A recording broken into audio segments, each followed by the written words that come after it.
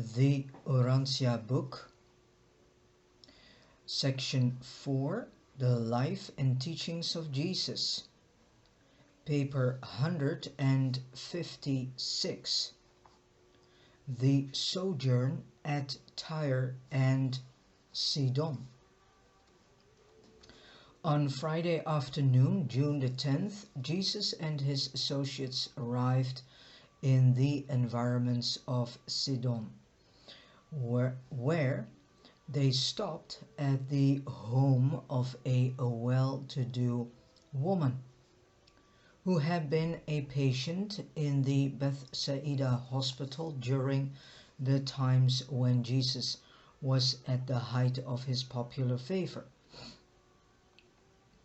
The evangelists and the apostles were lodged with her friends in the immediate neighborhood, and they rested over the Sabbath day amid these refreshing surroundings.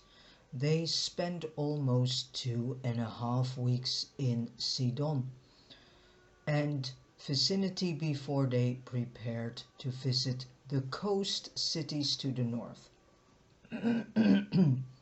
This June Sabbath day was one of great quiet. The evangelists and apostles were altogether absorbed in their meditations regarding the discourses of the Master on religion, to which they had listened en route to Sidon. They were all able to appreciate something of what he had told them, but none of them fully grasped the importance of his teachings. 1. The Syrian woman.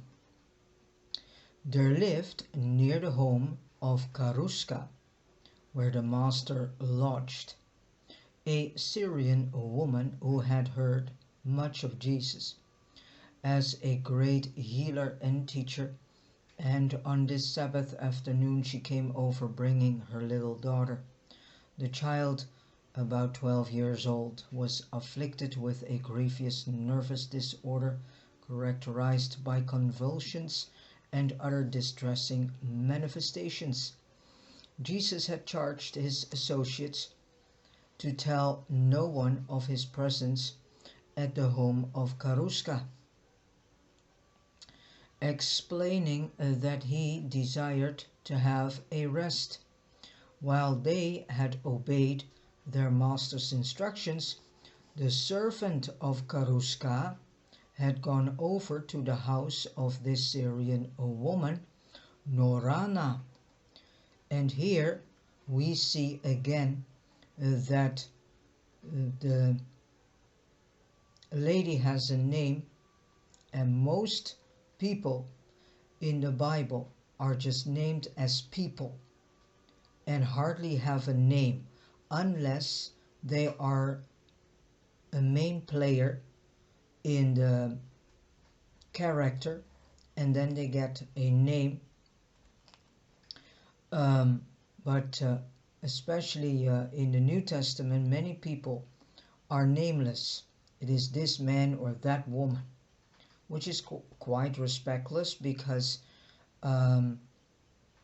I think that in the original teachings the names were mentioned, but due to the fact that most of the Old Testament and New Testament are written by men, Hebrew scribes, and men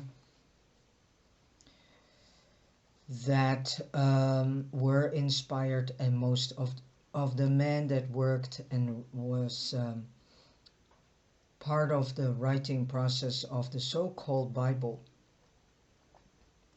they were not so inspired and actually quite mean. So Norana, to inform her that Jesus lodged at the home of her mistress and had urged this anxious mother to bring her afflicted daughter for healing. This mother, of course, believed that her child was possessed by a demon, an unclean spirit. When Norana arrived with her daughter, the Alphaeus twins explained through an interpreter that the master was resting and could not be disturbed. Whereupon Norana replied that she and the child would remain right there until the master had finished his rest. What I come to see, since I'm reading more and more about the life and teachings of Jesus, is that many people were very respectless against Jesus. They had no respect. And in the beginning, the apostles also had something like this, but soon it disappeared. So the apostles here respect the message that the Master, Jesus, preferred some rest because he was very, very tired. And then this servant of this woman Karushka did not respect this boundary and went over it and went to the house of this other woman, Norana, who also did not respect the fact that Jesus wanted this day rest. And this is a pattern we see unto the day of today, that the majority of humans have no respect for one another. To be very honest, because we are living in such a selfish and service to self society, people do not respect someone else's boundaries. Peter also endeavored to reason with her and to persuade her to go home. So 3 people. He explained that Jesus was weary with much teaching and healing, and that he had come to Phoenicia to and for a period of quiet and rest. But it was futile. Norana would not leave. To Peter's entreaties, she replied only, "I will not depart until I have seen your master.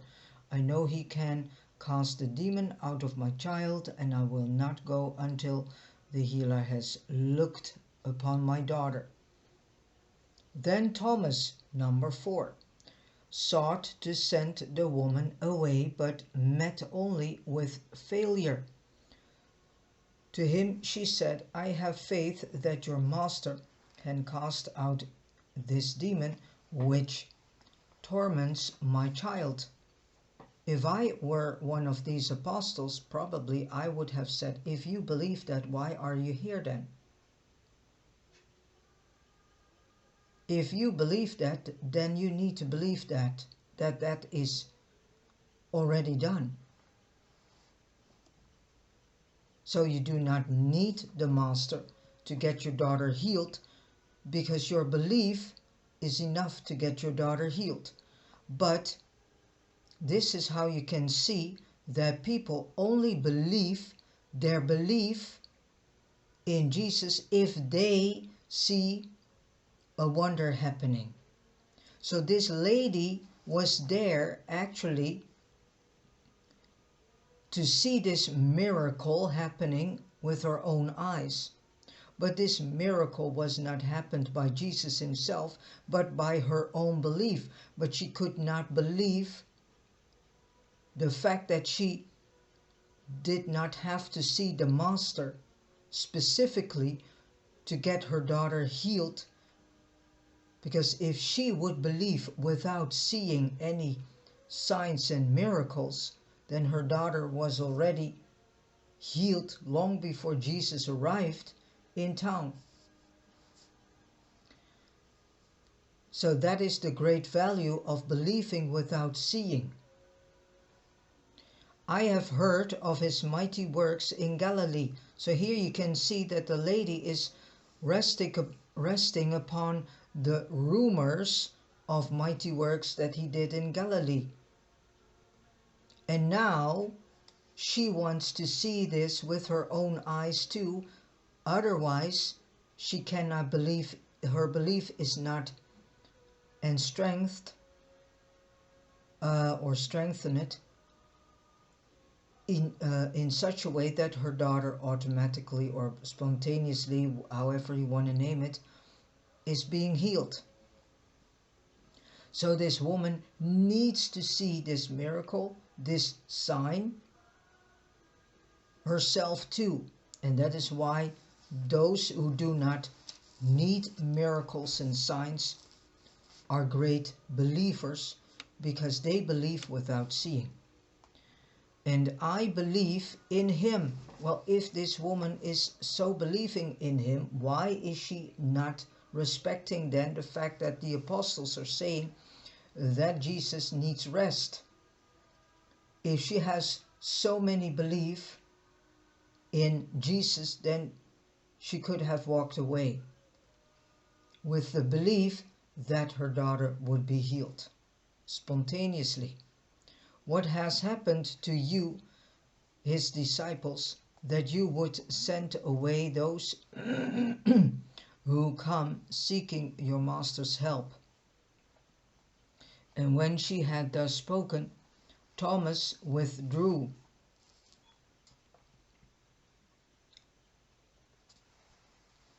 Then came forward Simon Zelotes, number 5. So 5 apostles are needed to send this woman away, to remonstrate with Norana.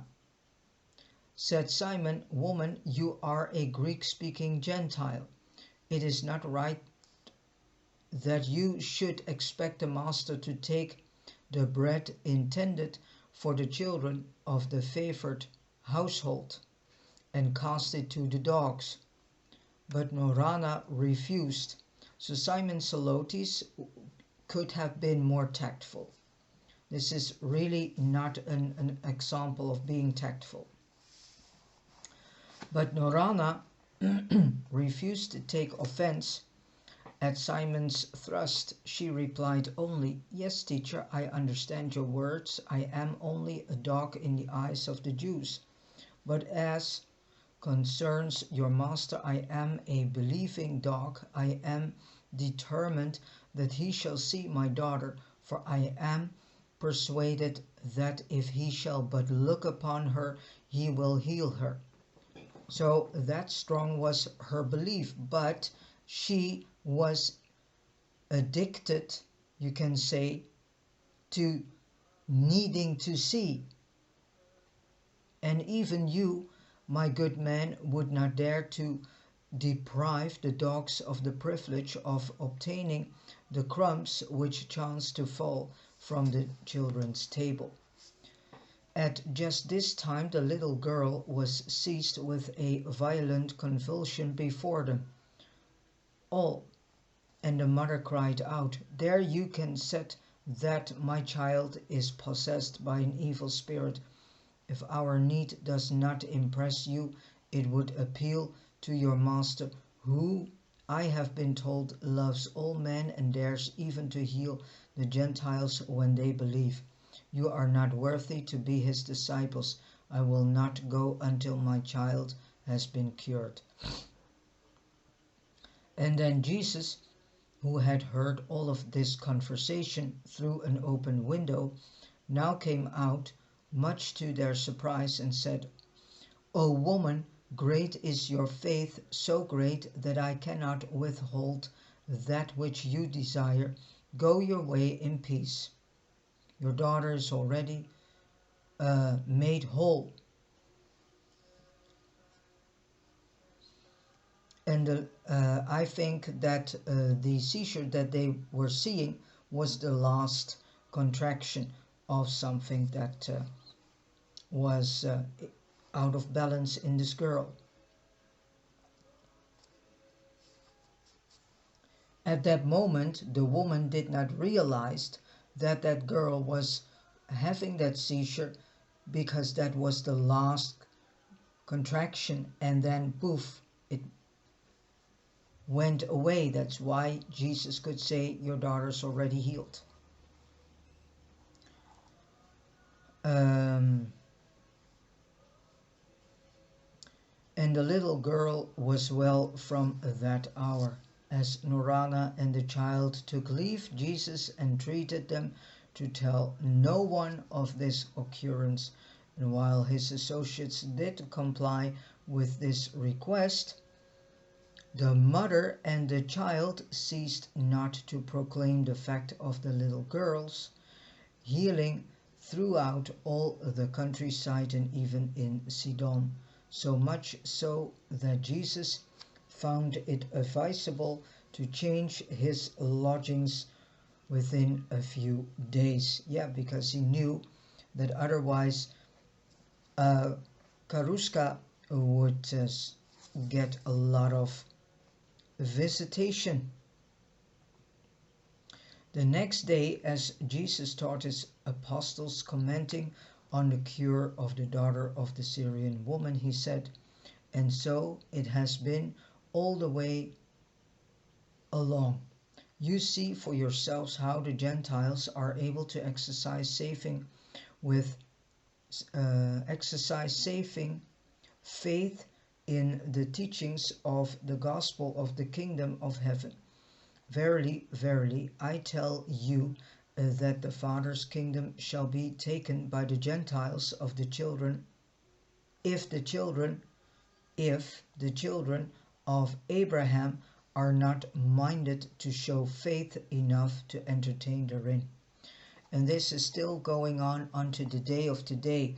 It is very sad to say that the majority of believers are actually what is called Gentile people, and the children of Abraham are still refusing.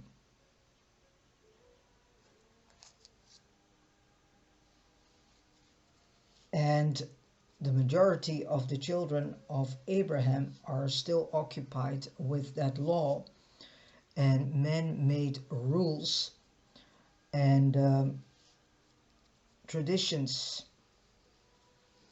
also by man created.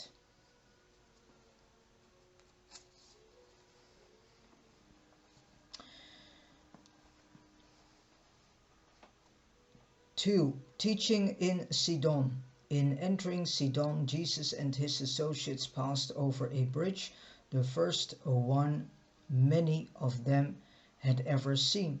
As they walked over this bridge, Jesus, among other things, said, "This world is only a bridge. You may pass over it, but you should not think to build a dwelling place upon it." As the 24 began their labors in Sidon, Jesus went to stay in a home just north of the city, the house of Justa and her mother, Bernice. Jesus taught the 24 each morning at the home of Justa, and they went all abroad in Sidon to teach and preach during the afternoon evenings. The apostles and the evangelists were greatly cheered by the manner in which the Gentiles of Sidon received their message during their short sojourn. Many were added to the kingdom. This period of about 6 weeks in Phoenicia was a very fruitful time in the work of winning souls, but the later Jewish writers of the Gospels were wont lightly to pass over the record of this warm reception of Jesus' teachings by these Gentiles at this very time when such a large number of his own people were in hostile array against him. So they did not brought this into the books out of false pride and jealousy. And jealousy is a form of false pride. So out of jealousy they refused to mention this in the book.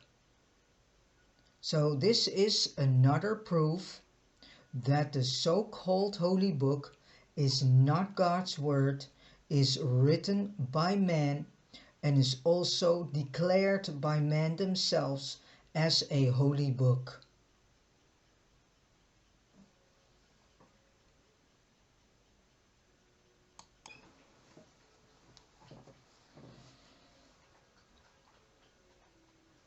In many ways, these Gentile believers appreciated Jesus' teachings more fully than the Jews themselves did. Many of these Greek-speaking Syrophoenicians came to know not only that Jesus was like God, but also that God was like Jesus. So they started to see that God was in Jesus and Jesus was in God, that they were actually one and the same. That's quite a step, because in comparison to the Jews who still refused to see this, the Gentiles made a huge step in understanding the God concept and the God whom God the Father actually is, and started to see also that they were actually in Jesus seeing God. These so-called heathen achieved a good understanding of the Master's teachings about the uniformity of the ways of this world and the entire universe. They grasped the teachings that God is no respecter of persons, races, or nations. And so this is interesting, because the majority of the Abrahamic children are still rebellious and are still discriminating their fellow brothers and sisters, whom they are still calling Gentiles. So, knowing that God is no respecter of persons, races, or nations, then we need to ask the question, why is it that most of the children of Abraham are still discriminating their fellow brethren and are still claiming that they are the so-called chosen ones and that their nation is the nation above all nations? Then they are still refusing to see that God is no respecter of persons, races, or nations, because God is for all of us and for all nations. That there is no favoritism. And that is the whole point with the Old Testament. In the Old Testament, you see an understanding of God the Father as if he would be a God that does favoritism. And if you read very well the Old Testament, you can see this, how the Jew scribes, the Hebrew scribes, have falsified this in the way by writing down the false pride of the Abrahamic children, and finding that the Abrahamic children are God's people and no one else is. And this is something you find all over the Old and New Testament, but especially the Old Testament, is loaded with favoritism and loaded with the false belief that the Abrahamic people are such a good people and that were they?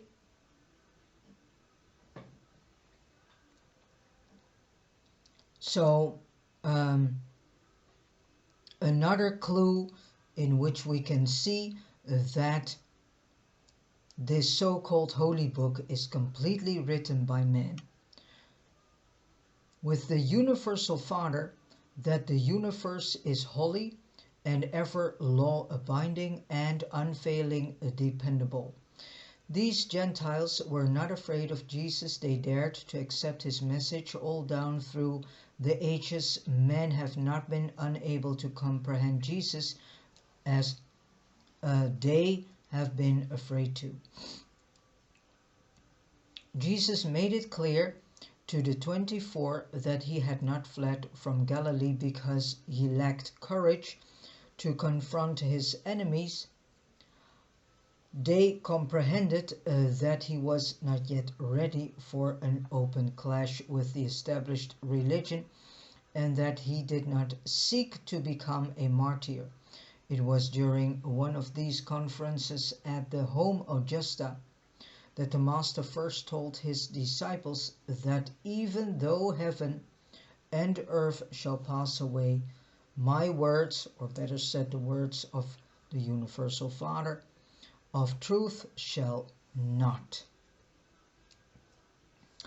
The theme of Jesus' instructions during the sojourn at Sidon was spiritual progression. And I want to say that it is stated here as my words, of truth shall not. But whose words are these words in actuality? These words were directly coming from the universal Father, whom we know as God the Father himself. Because the word is from the universal Father, made flesh, because of the fact that Paradise Creator Son Michael, for us known as Jesus of Nazareth, came to Urantia for finishing off his bestowal career, for doing his 7th bestowal, and because of this he brought God unto Urantia, and so brought the Word into flesh. That is what it is truly meaning. Because all the words that Jesus spoke were directly coming from the universal Father, and again we know him as God the Father. So that is what this whole sentence means with "and the Word became flesh." Yes, because God himself came into flesh through Paradise Creator Son Michael, who came to Urantia to finish off his 7th bestowal, and brought God literally on Urantia among all the people, and with this brought God into the flesh, and thus the Word of God into the flesh too. He told them they could not stand still, they must go forward in righteousness or retrogress into evil and sin. He admonished them to forget those things which are in the past, to forget those things which are in the past, while you push forward to embrace the greater realities of the kingdom. He besought them not to be content with their childhood in the gospel, but to strive for the attainment of the full stature of divine sonship. In the communion of the Spirit and in the fellowship of believers. Said Jesus, "My disciples must not only cease to do evil, but learn to do well.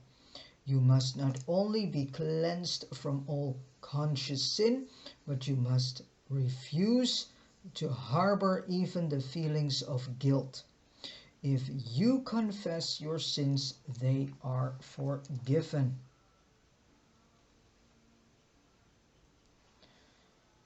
Therefore must you maintain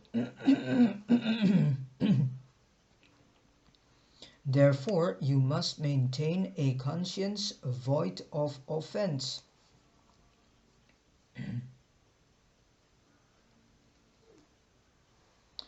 Jesus greatly enjoyed the keen sense of humor which these Gentiles exhibited.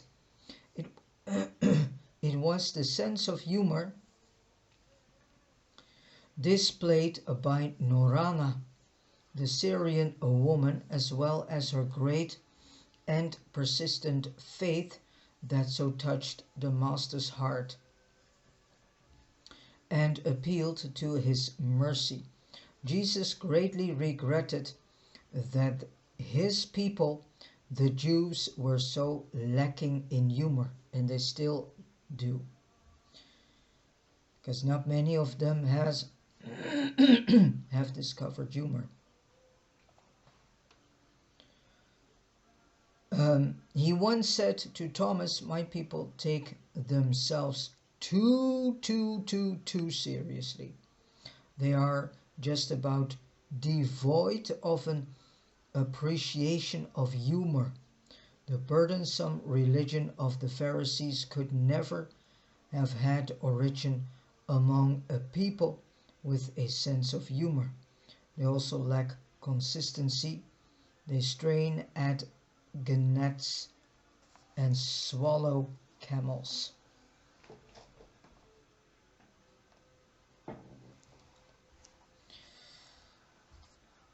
The journey up the coast. Point 3. On Tuesday, June 28th, the Master and his associates left Sidon, going up the coast to Porphyrion and Haldua. They were well received by the Gentiles, and many were added to the kingdom during this week of teaching and preaching. The apostles preached in Porphyrion, and the evangelists taught in Haldua. While the 24 were thus engaged in their work, Jesus left them for a period of 3 or 4 days, paying a visit to the coast city of Beirut, where he visited with a Syrian named Malach, who was a believer and who had been at Bethsaida the year before. On Wednesday, July 6th, they all returned to Sidon and tarried at the home of Justa until Sunday morning, when they departed for Tyre, going south along the coast by way of Sarepta. Arriving at Tyre on Monday, July 11, by this time the apostles and the evangelists were becoming accustomed to working among these so-called Gentiles, who were in reality mainly descended from the earlier Canaanite tribes of still earlier Semitic origin. All of these peoples spoke the Greek language. It was a great surprise to the apostles and evangelists to observe the eagerness of these Gentiles to hear the gospel and to note the readiness with which many of them believed. And this is an unfortunate thing, that in the Old as well as in the New Testament, Gentiles are so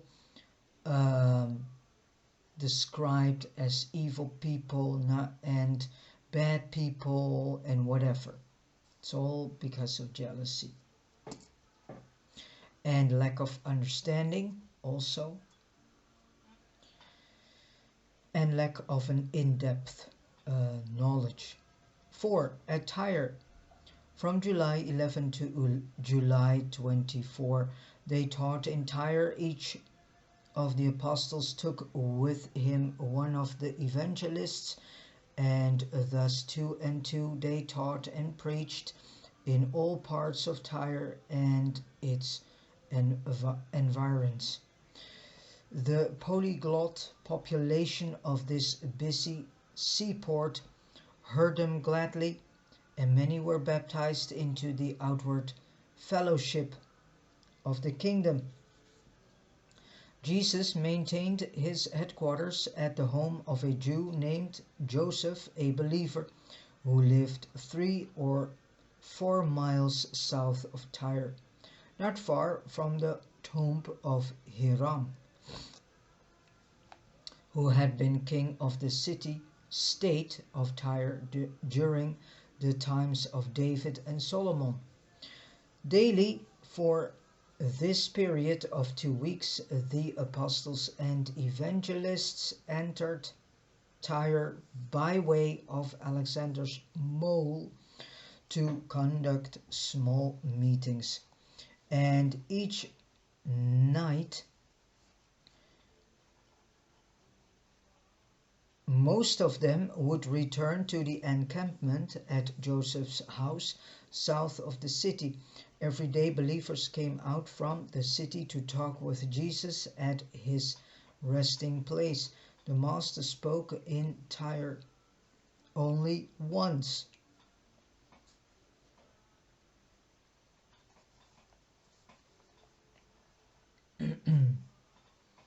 On the afternoon of July 20, when he taught the believers concerning the Father's love for all mankind and about the mission of the Son to reveal the Father to all races of men, there was such an interest in the gospel of the kingdom among these Gentiles that on this occasion the doors of the Melkarth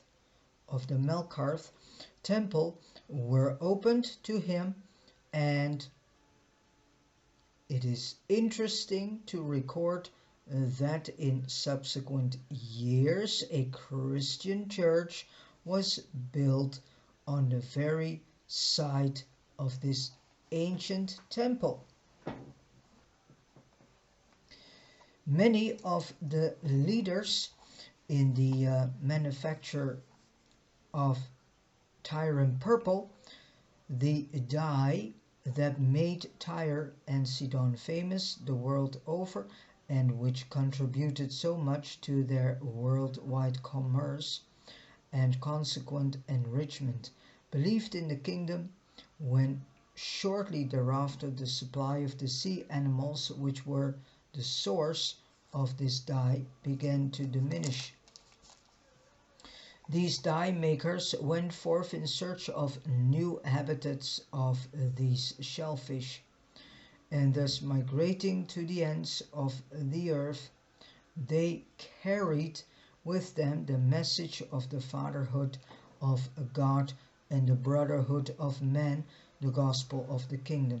This is the true gospel, people, and not that self-declared holy book. We do not have actually to teach that whole book. The only thing that we need to teach and preach is about the fact that people need to see themselves as a child of God and to accept the sonship of God in God, and the fact that God's great plan is to create a brotherhood of man based and built upon the fatherhood of God himself. That is the actual gospel of the kingdom, and for doing so they also need to be willing to turn their own will over into the hands of God the Father, so that the will of God the Father becomes their will, and so that they will walk the path of the will of God the Father. That's the gospel. So you don't have to spend 45 minutes for that simple message. It's just a few sentence message. Jesus teaching at Tyre, point 5. On this Wednesday afternoon, in the course of his address, Jesus first told his followers the story of the white lily, which rears its pure and snowy head high, high into the sunshine, while its roots are grounded in the slime and muck of the darkened soil beneath. Likewise, said he, mortal man, while he has his roots of origin and being in the animal soil of human nature, and being in the animal soil of human nature, can by faith raise his spiritual nature up into the sunlight of heavenly truth. How beautifully said. And actually bear the noble fruits of the Spirit. It was during this same sermon that Jesus made use of his first and only parable having to do with his own trade, carpentry.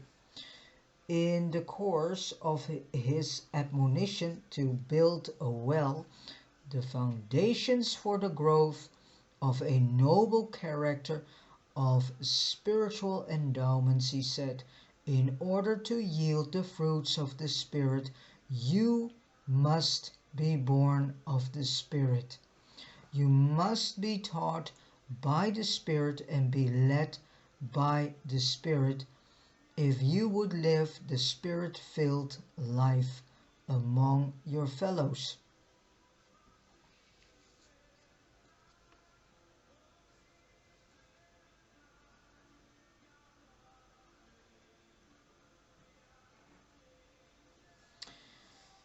Yeah,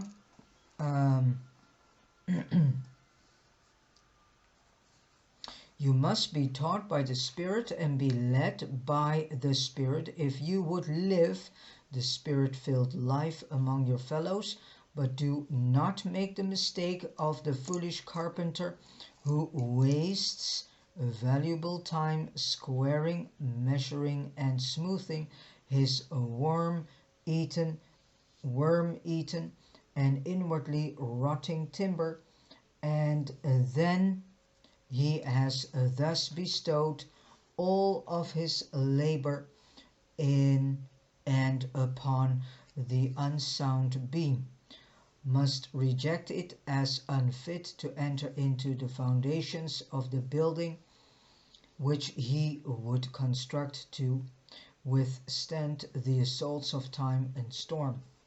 Let every man make sure that the intellectual and moral foundations of character are such as will adequately support the superstructure of the enlarging and ennobling spiritual nature, which is thus to transform the mortal mind, and then in association with that recreated mind is to achieve the evolvement of the soul of immortal destiny. Your spirit nature, the jointly created soul, is a living growth, but the mind and mortals of the individual are the soil from which these higher manifestations of human development and divine destiny must spring. The soil of the evolving soul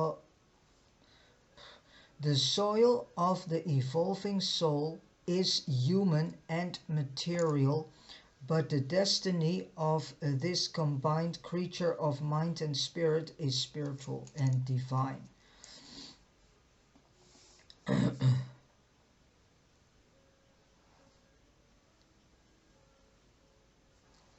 On the evening this same day, Nathanael asked Jesus, Master, why do we pray that God will lead us not into temptation when we well know from your revelation of the Father that he never does such things? Jesus answered Nathanael, it is not strange that you ask such questions, seeing that you are beginning to know the Father as I know him, and not as the early Hebrew prophets so dimly saw him. You well know how our forefathers were disposed to see God in occurrence, to see God in almost everything that happened. They looked for the hand of God in all natural occurrences and in every unusual episode of human experience. They connected God with both good and evil. They thought he softened the heart of Moses and hardened the heart of Pharaoh. When man had a strong urge to do something good or evil, he was in the habit of accounting for these unusual emotions by remarking, the Lord spoke to me, saying, do thus and so, or go here and there. Accordingly, since man so often and so violently ran into temptation, it became the habit of our forefathers to believe that God led them thither for testing, punishing, or strengthening. But you indeed know now better. You know that men are all too often led into temptation by the urge of their own selfishness and by the impulses of their animal natures. When you are in this way tempted, I admonish you that while you recognizing temptation of spirit, mind, and body, which are seeking expressions into higher channels of spirit, which are seeking expression into higher channels and toward more idealistic goals. In this way, may you transform your temptations into the highest types of uplifting mortal ministry, while you almost wholly avoid these wasteful and weakening conflicts between the animal and spiritual natures. So, as a matter of fact, what our job is here on earth is to fuse the animal nature in us with the spiritual nature. So this means the animal human nature has to be fused with the nature of God in us. That's the only task and job that we should busy with day in, day out. And then we should ask God the Father how we can make this fusion happen. Because this is exactly what Jesus was teaching us and was mirroring us by the way he lived. He was able to fuse the animal human nature with the nature of God the Father in himself. And because we have God the Father also in us, each one of us, if you're not baptized or baptized, doesn't matter. Each person on Urantia, on earth, has a God the Father fragment in them, so has God with them.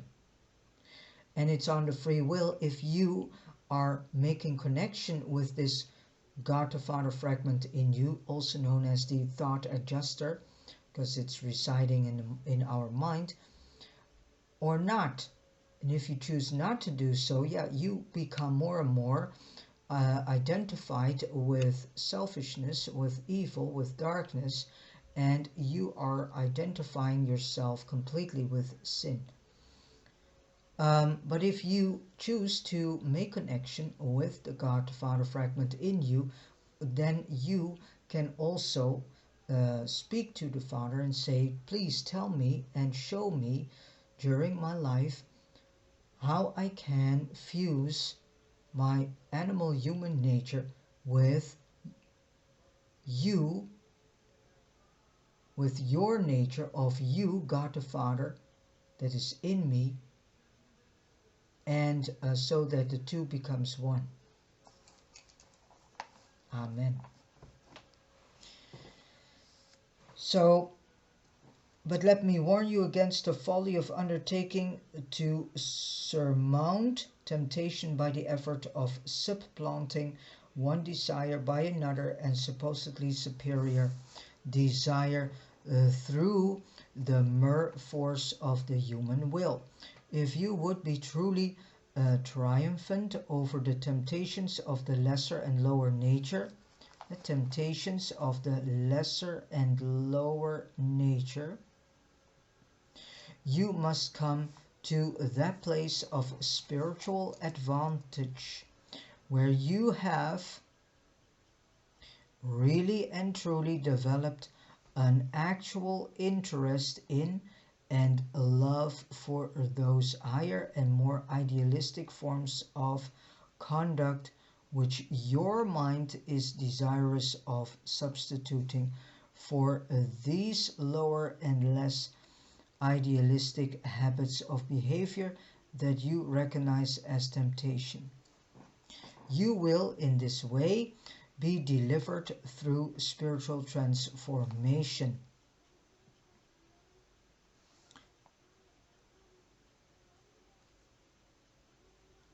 Rather than be increasingly overburdened with the deceptive suppression of mortal desires. So all these desires coming from our lesser and lower nature are actually also to be seen as deceptions, because it makes us believe that we need something. And most of the time this need of something is not something that we actually need. The old and the inferior will be forgotten in the love for the new and the superior. Beauty is always triumphant over ugliness in the hearts of all who are illuminated by the love of truth, who are illuminated by the love of truth, and I would say by the love of the higher spiritual truth. Because many people think that they have a love for truth, but if I see where they are dwelling, then they are not hungry and thirsty enough for the high spiritual truths. And that is actually what the sentence should have been. Who are illuminated by the love of the higher spiritual truths. There is mighty power in the expulsive energy of a new and sincere spiritual affection. And again I say to you, but not overcome by evil. Be not overcome by evil, but rather overcome evil with good. So be not overcome by evil, but rather overcome evil with good. Long into the night the apostles and evangelists continued to ask questions, and from the many answers we would present the following thoughts restated in modern phraseology. Forceful ambition, intelligent judgment, and seasoned wisdom are the essential of material success. Leadership is dependent on natural ability, discretion, willpower, and determination. Spiritual destiny is dependent on faith, love, and devotion to truth, hunger and thirst for righteousness, the wholehearted desire to find God and to be like Him.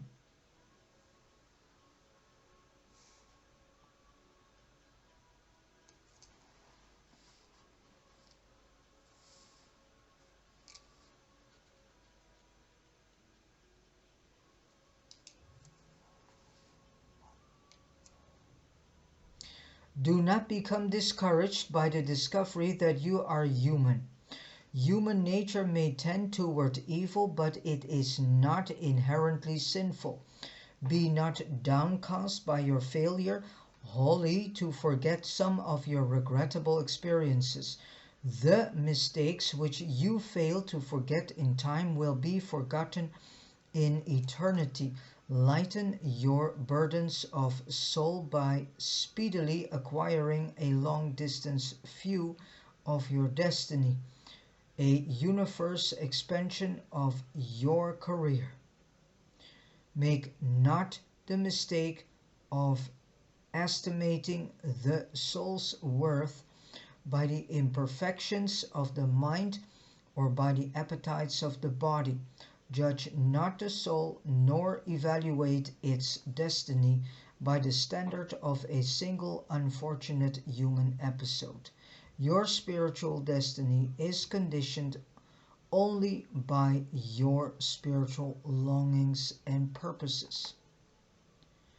Religion is the exclusively spiritual experience of the evolving immortal soul of the God-knowing man, but moral power and spiritual energy are mighty forces which may be utilized in dealing with difficult social situations and in solving intricate economic problems.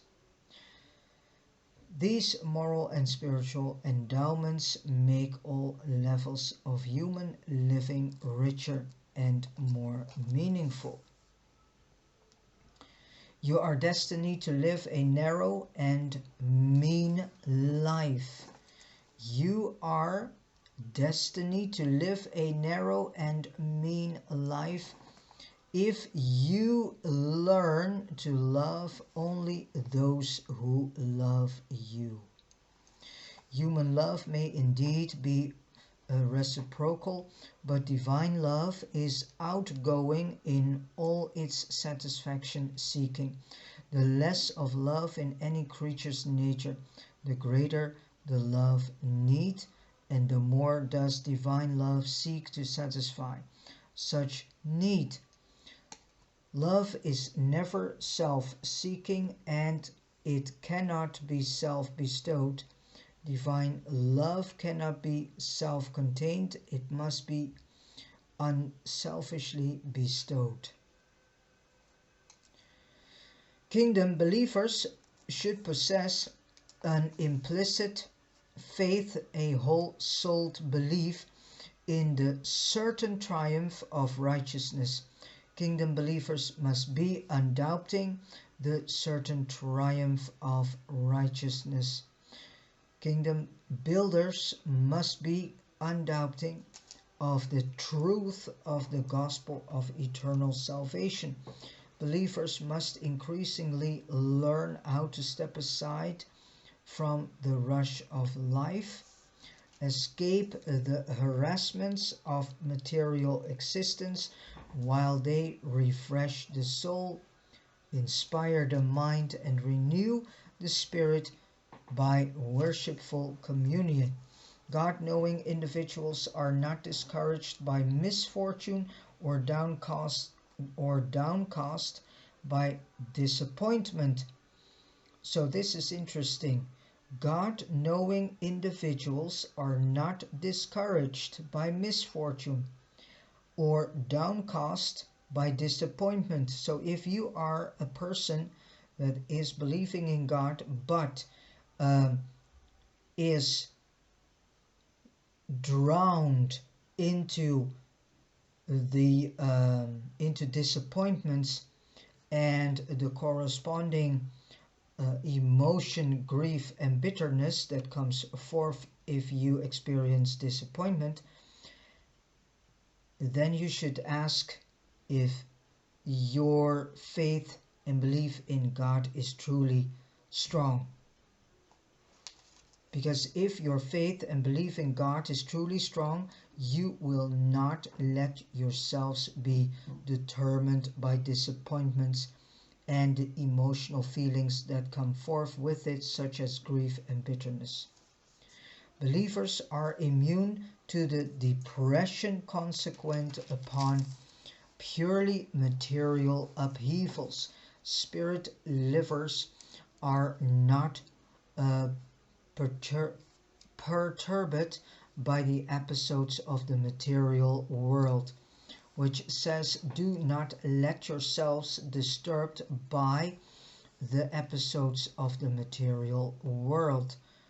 Shortly said, do not cling yourselves unto the so-called problems of the world, and this is meant with episodes of the material world. So everything that is happening in the world is not of any concern in such, because you are a strong believer in God the Father, and you know that He has your back no matter what happens in the world. You are covered by Him, you're protected by Him, you are in the palm of His hands, and nothing will happen to you. And He will make sure that you will have all the basic necessities that you need, which are food and clothing to keep the body warm and protected for environmental influences, and also some housing, so some roof above your head. Candidates for eternal life are practitioners of an invigorating and constructive technique for meeting all of the vicissitudes and harassments of mortal living. Every day a true believer lives, he finds it easier to do the right thing. Spiritual living mightily increases through self-respect. True self-respect, wow. But self-respect is not self-admiration, and this is the whole point. Nowadays we see highly confused people thinking that self-respect is the same as self-admiration, and by doing self-admiration they have this false belief and idea that that is a form of respect. Self-respect is always coordinated with the love and service of one's fellows. It is not possible to respect yourself more than you love your neighbor. The one is the measure of the capacity for the other.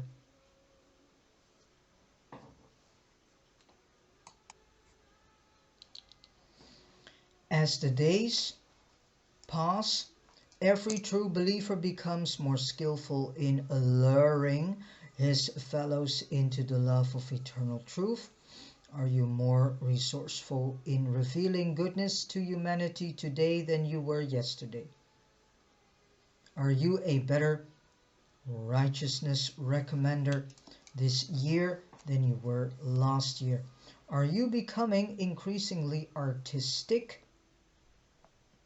in your technique of leading hungry souls into the spiritual kingdom?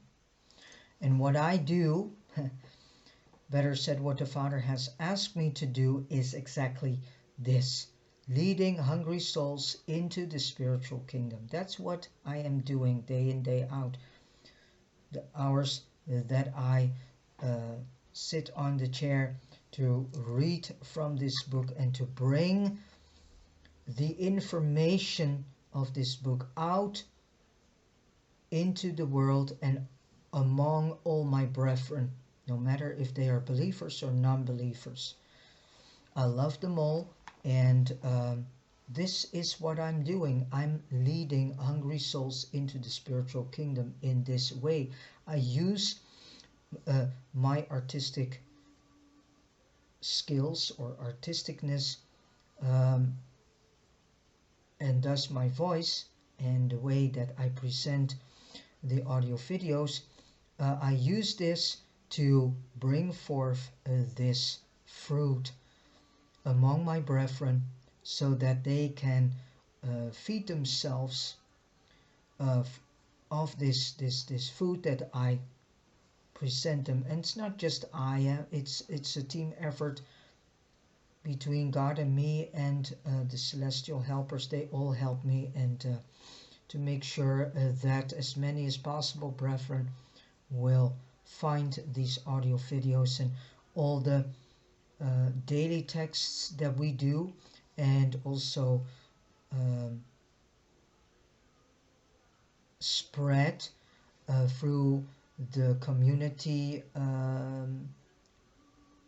tabs on the YouTube channel. So I suggest that you also go to the section community, because there you find a lot of very inspiring and helpful daily texts that you can read and learn from, and that you can see as seeds for your renewing of your soul, heart and mind. So please do so. Go to the community section on the YouTube channel and find this. They are very beautiful texts. And this is all a team effort that God and I and all the celestials are doing to reach God's children, and thus for me and my brethren.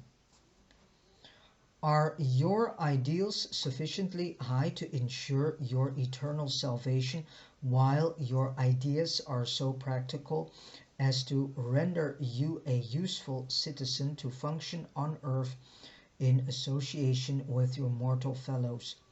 In the spirit, your citizenship is in heaven. In the flesh, you are still citizens of the so-called earth kingdoms. Render to the Caesars the things which are material, and to God those which are spiritual. So you can see that that sentence is also twisted in the Bible, because here Jesus says it in a different way than it is being mentioned in the Bible. The measure of the spiritual capacity of the evolving soul is your faith in truth and your love for man, but the measure of your human strength of character is your ability to resist the holding of grudges and your capacity to withstand brooding in the face of deep sorrow. Defeat is the true mirror in which you may honestly view yourself, your real self, better said. You may honestly view your real self. So defeat is the true mirror in which you may honestly view your real self. So that's a beautiful teaching. As you grow older in years and more experienced in the affairs of the kingdom, are you becoming more tactful in dealing with troublesome mortals and more tolerant in living with stubborn associates? Tact is the fulcrum of social leverage, and tolerance is the earmark of a great soul. If you possess these rare and charming gifts, as the days pass, you will become more alert and expert in your worthy efforts to avoid all unnecessary social misunderstandings. Such wise souls are able to avoid much of the trouble which is certain to be the portion of all who suffer from a lack of emotional adjustment. Those who refuse to grow up and those who refuse to grow old gracefully.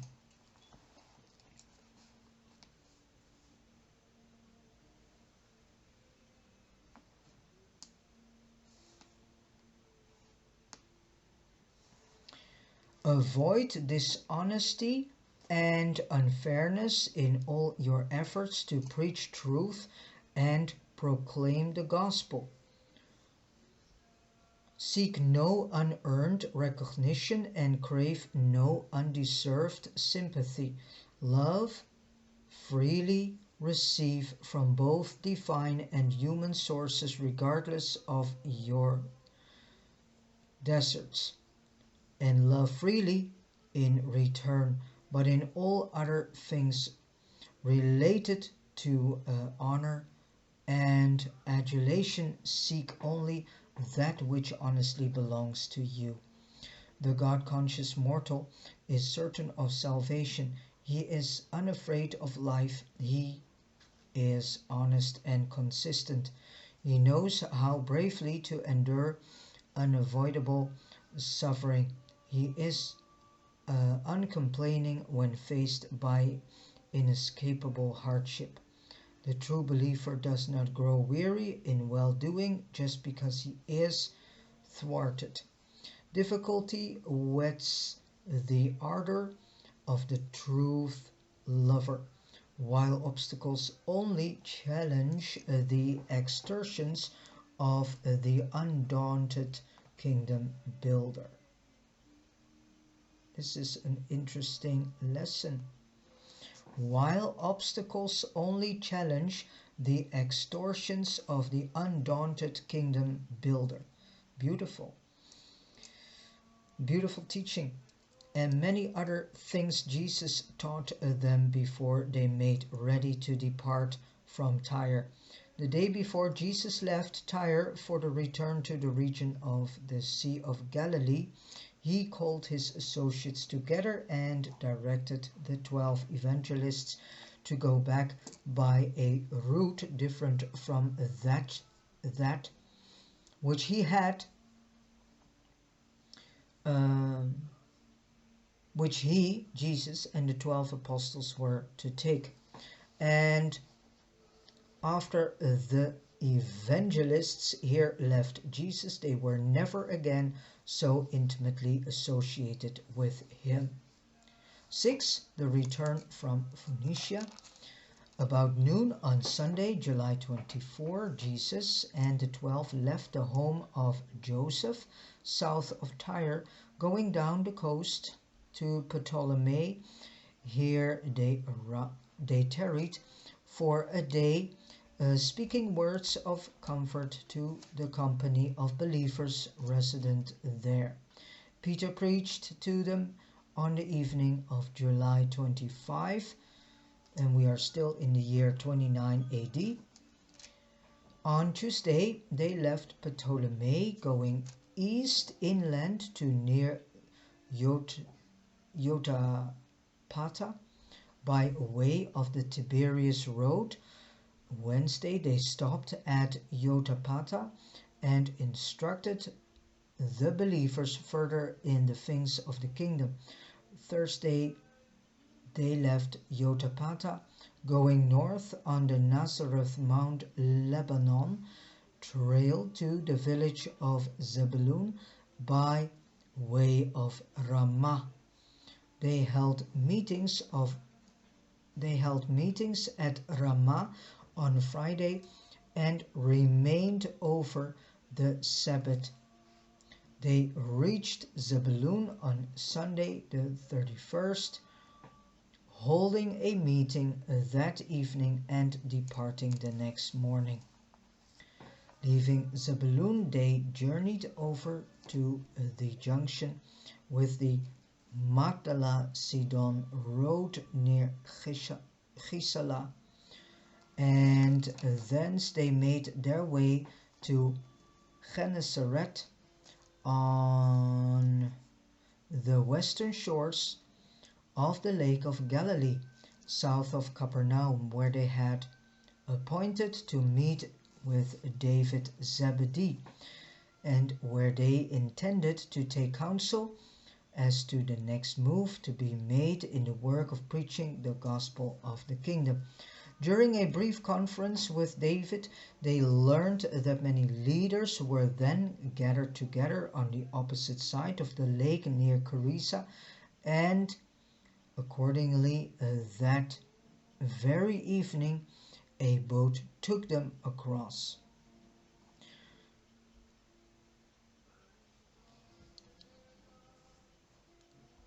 For one day they rested quietly in the hills, going on the next day to the park nearby where the master once fed the 5,000.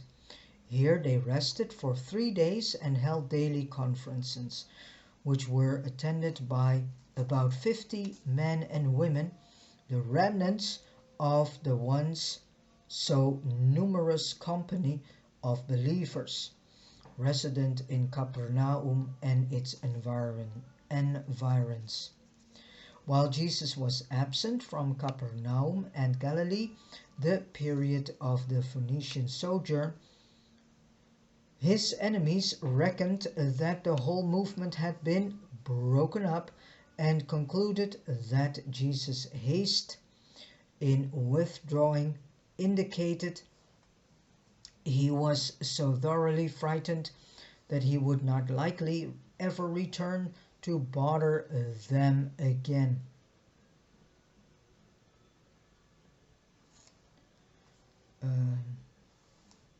All active opposition to his teachings had about subsided. The believers were beginning to hold public meetings once more, and there was occurring a gradual but effective consolidation of the tried and true survivors of the great sifting through which the gospel believers had just passed. And this great sifting is happening again. We see it right under our noses. Philip, the brother of Herod, had become a half-hearted believer in Jesus and sent word that the master was free to live and work in his domains. The mandate to close the synagogues of all Jewry to the teachings of Jesus and all his followers had worked adversely upon the scribes and Pharisees.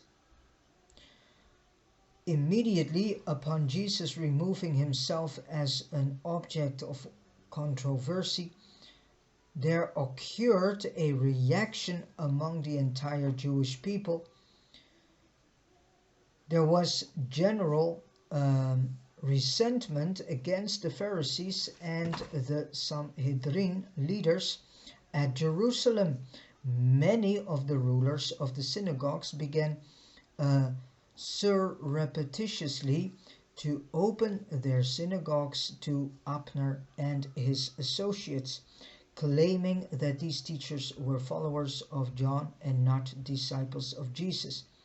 Even Herod Antipas experienced a change of heart, and on learning that Jesus was sojourning across the lake in the territory of his brother Philip, sent word to him that while he had signed warrants for his arrest in Galilee, he had not so authorized his apprehension in Perea, thus indicating that Jesus would not be molested if he remained outside of Galilee. And he communicated this same ruling to the Jews at Jerusalem.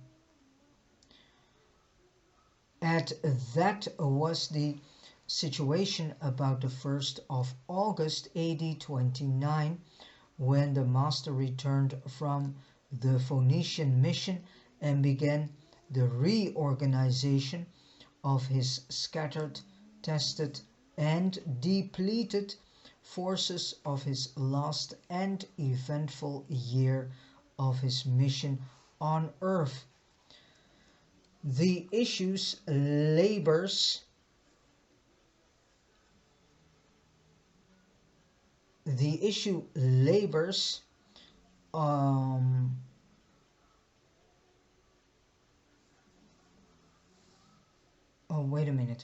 The issues of battle are clearly drawn as the master and his associates prepare to begin the proclamation of a new religion, the religion of the Spirit of the living God, who dwells in the minds of men.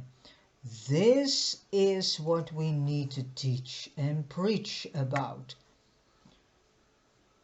Not only teach and preach about that man and that the children of Abraham also, but that everyone has to accept him or herself as a child of God, that they not only accept this but also acknowledge this and acknowledge the existence of God the Father in them and around them, that they also have to acknowledge, accept and embrace the sonship of God and in God, that they willingly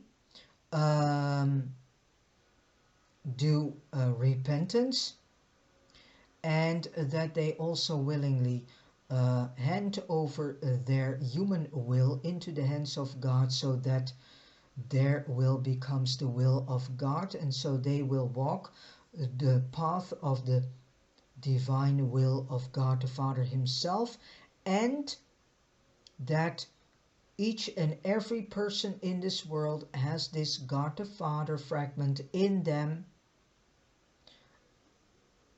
and that lives in our minds, and that they can be guided each and every moment of the moment through this thought adjuster, which is the God the Father fragment in us, in each one of us. So we need to teach that God is always with us. All right. We have come to the end of paper 156. Thank you so much for listening to this audio video.